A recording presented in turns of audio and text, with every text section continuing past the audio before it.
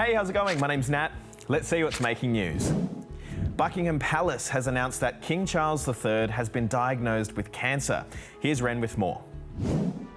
It's the announcement no one saw coming. Bit of a shock, that sounds pretty scary. My thoughts are with him, with the family. This morning, Buckingham Palace released a statement saying King Charles was undergoing treatment for cancer, and it quickly made global headlines. While we don't know what type or stage of cancer yet, the statement says it was found during a recent trip to hospital for another condition. It's always quite a shock to anybody who is hit with this news, and any family that faces the word cancer knows that it does have its toll. Lots of messages of support have poured in from leaders across the world, including our Prime Minister Anthony Albanese.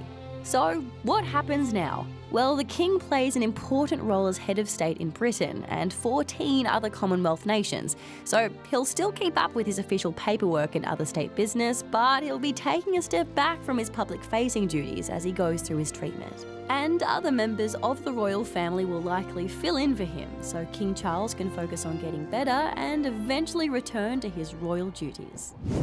Ex-tropical Cyclone Kirrily has brought wild weather to outback South Australia, New South Wales and Queensland. While warnings of major flooding would usually be a cause for alarm, lots of local graziers are actually pretty excited about the wet weather because they're often affected by drought. They say it'll help them muster cattle across the land and give them enough feed for at least 18 months.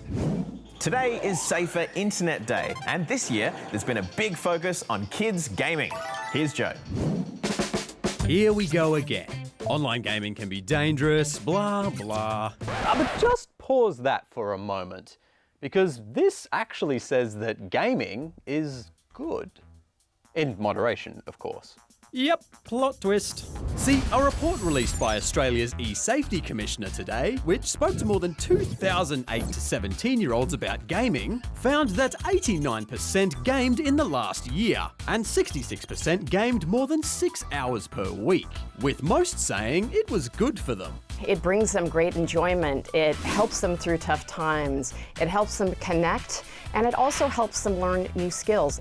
I think gaming is good because it gives people a new experience. It's a good thing to waste your time with.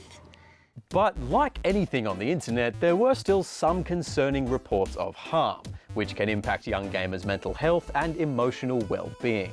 I've had a bad experience when people have talked to me in a rather rude manner. They might get bullied, or they might be forced to do something bad. The e-safety commissioner says that for this year's Safer Internet Day, parents should start engaging and playing online games with their kids, which she reckons will help kids and parents learn skills from each other and make it easier to identify and report any online abuse. But there's more you can do too. When online gaming, you don't need to necessarily talk to people online. Probably not to bully other people so they don't bully you back. Well, well, well. It looks like things are on the up. It's about time.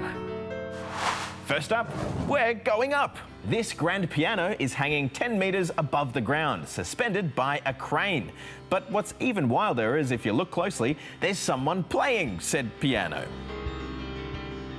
A small crowd gathered here in Germany, braving some pretty brisk weather to watch the unusually vertical performance. It's all part of an art project by pianist Alain Roche, who's performing for a total of 182 sunrises from winter solstice to summer solstice. Now to Antarctica, where a new mobile phone station is going where no mobile phone station has ever gone before.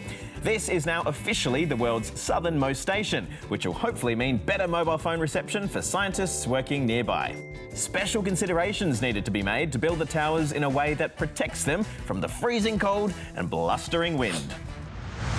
And finally to Copacabana Beach in Rio de Janeiro, where dogs of all shapes and sizes have taken part in the annual Block Our Pooch Parade. Some even getting dressed up for the occasion, while others got dressed up as dogs. Well, hey, at least he's got moves. Well, that's all we've got time for today. We'll see you tomorrow. Bye.